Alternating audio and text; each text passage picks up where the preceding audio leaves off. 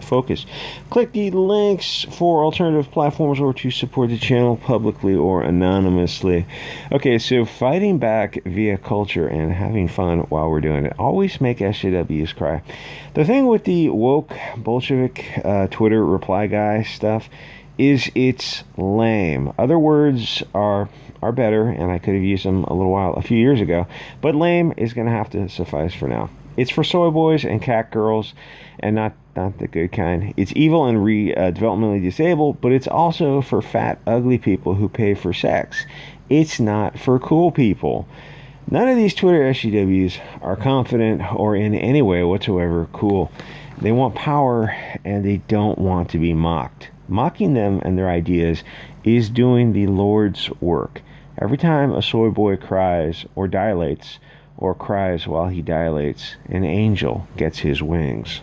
You know, the weird thing about wrestling is it's one of the few things that the left and right are also on board with. I'm not sure why, but it's just something that unites everybody. So blue-haired land whales should be triggered every day. Meme them until they diet. You know, it's funny that the left claim to be so environmental, such environmentalists, but a 300-pound cat lady has got a pretty big carbon footprint. They never seem to worry about that, though it's like they're total hypocrites in everything they do. Environmental left used to be big in the 90s, and then it just stopped. It just stopped, and now you see all these left-wing people, and they do something, and what's left behind is some mountain of trash and plastic left behind at some left-wing environmental rally. It's like just truckloads of plastic left behind. Like, what happened to like bringing your own steel bottles or Nalgene bottles or something that you can use more than once? It's like that just went out the window. Because, I mean, the left stopped having, I guess, environmental principles and just went straight into being authoritarians.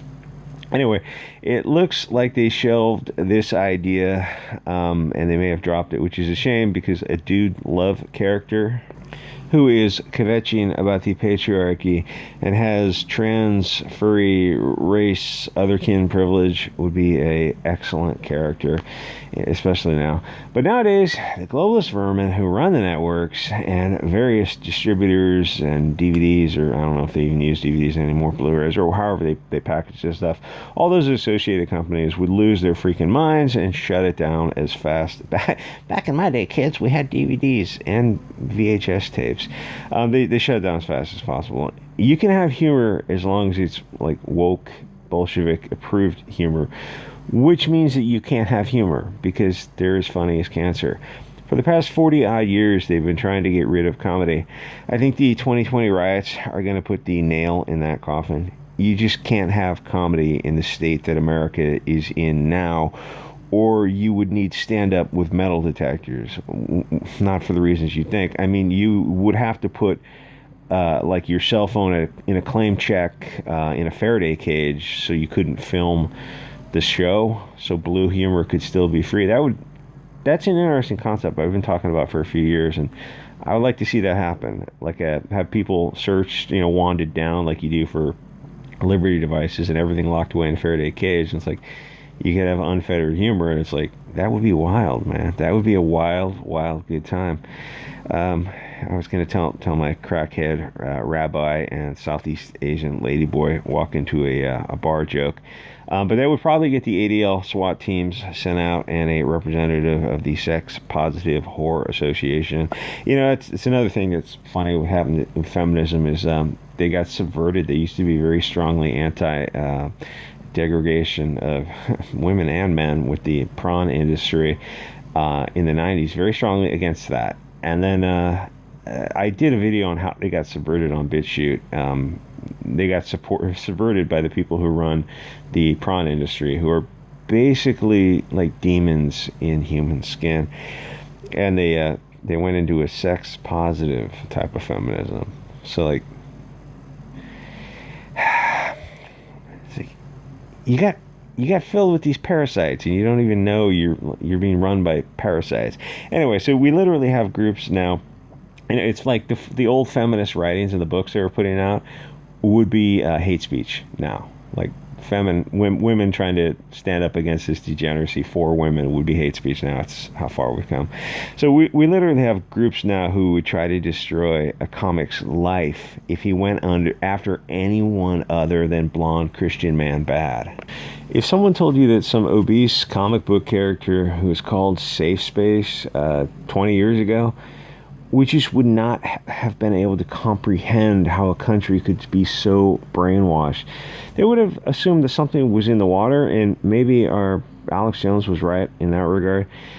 It would be like saying that in 20 years from now, Batman will be a cow hybrid that saves people and then shoots a hot, creamy load of utterly delicious milk in their faces.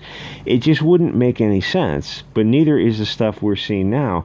In fact, in 20 years, if there's still a Batman or a recognizable unified country, which every day seems less likely, then he will definitely be a trans lesbian, like guaranteed. All those characters are going to be something else.